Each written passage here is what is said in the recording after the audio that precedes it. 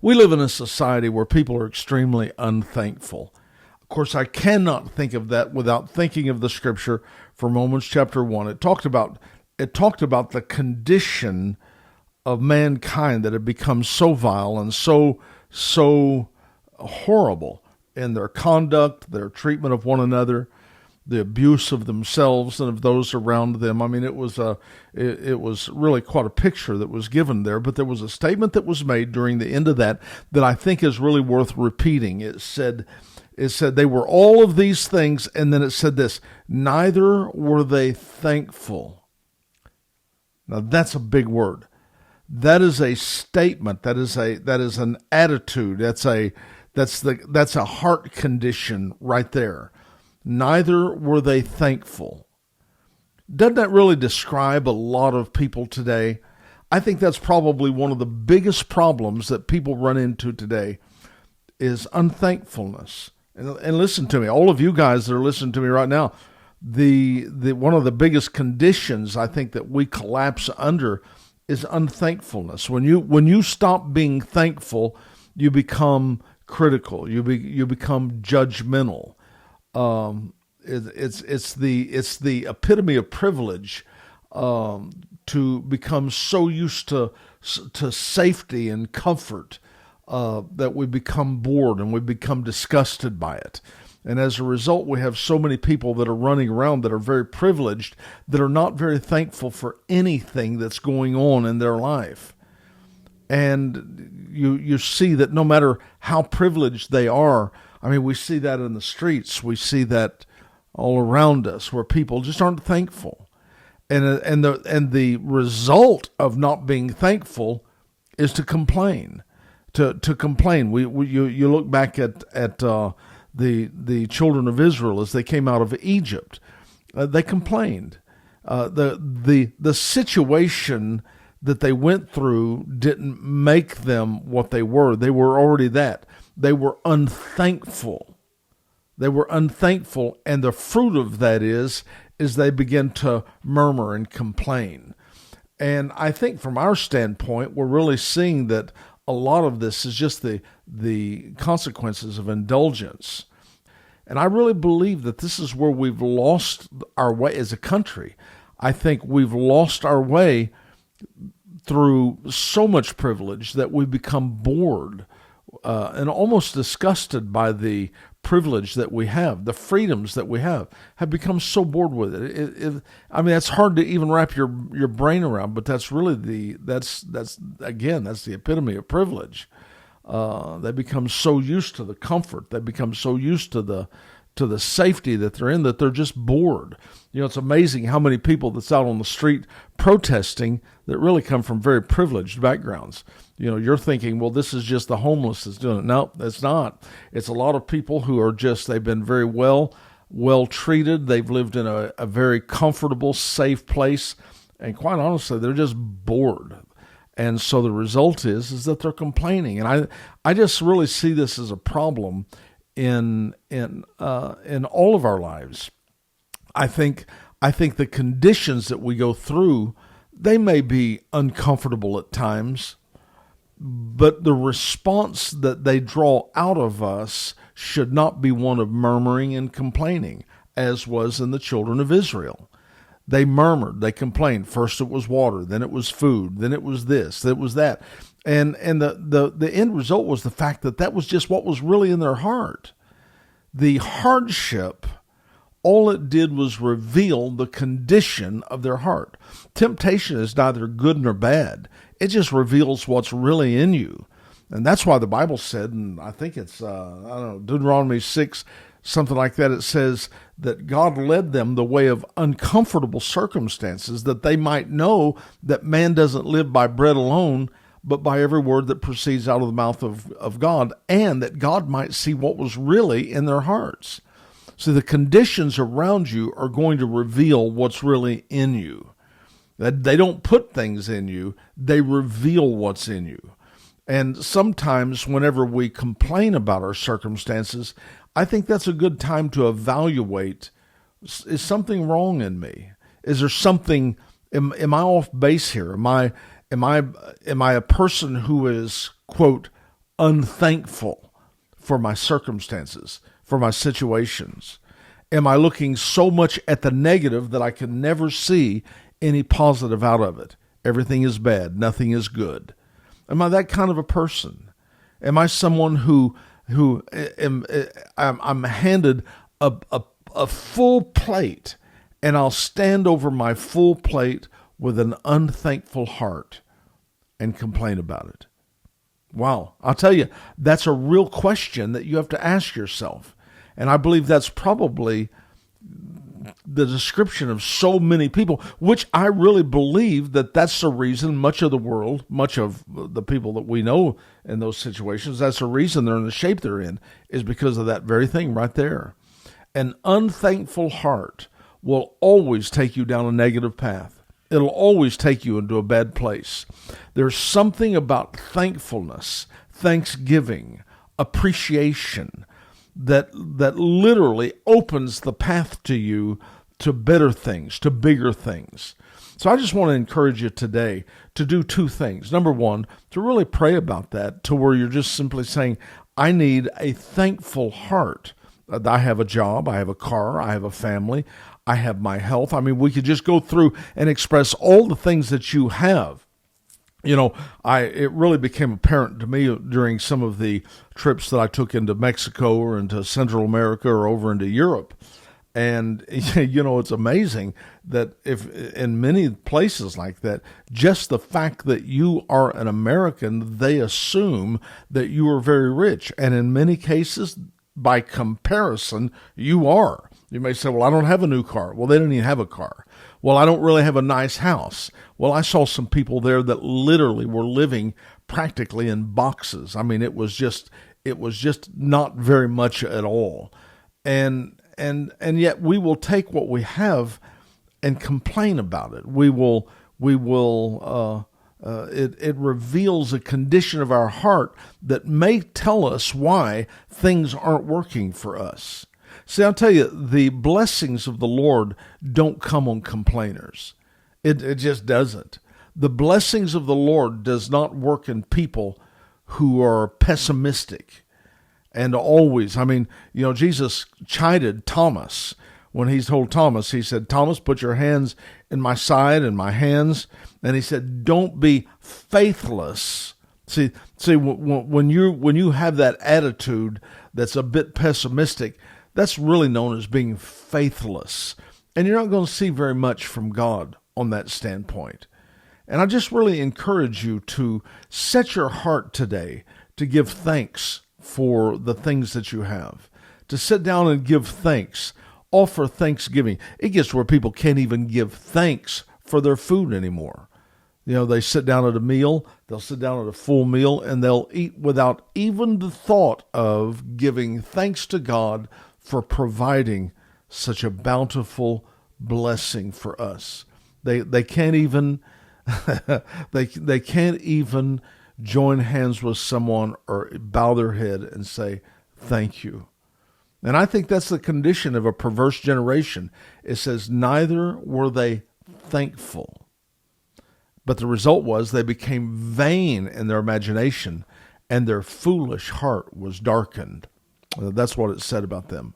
So today I want to just encourage you to not go the path of people who complain about everything. You know, I think it's a decision sometimes. Because complaining has become a habit. It's easy to complain. As a matter of fact, you'll get to where you can complain without even thinking about it. You're just whatever it is. Well, it's just a complaint.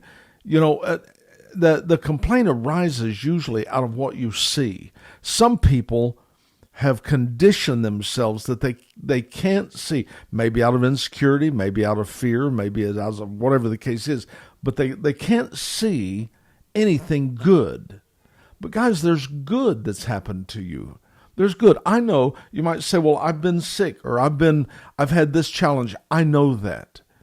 But don't get so stalled up over the challenge that you're facing that you can't give thanks to God for his bounty, for his blessings. You know, I came to the place that even in believing for healing, I was praying for someone that I loved, and just believing God for them to be healed. And I prayed for that. I asked God for it. I acted in faith. I stood on the word of God and declared a healing is theirs. They're going to begin to walk in it. And from that moment on, I never did say, God, would you do this? From that moment on, I set myself to say, thank you for healing them. Now, have I seen it manifest? Well, I don't really think that matters, does it? I'm not going to judge it based on what I see. I really don't care how you feel.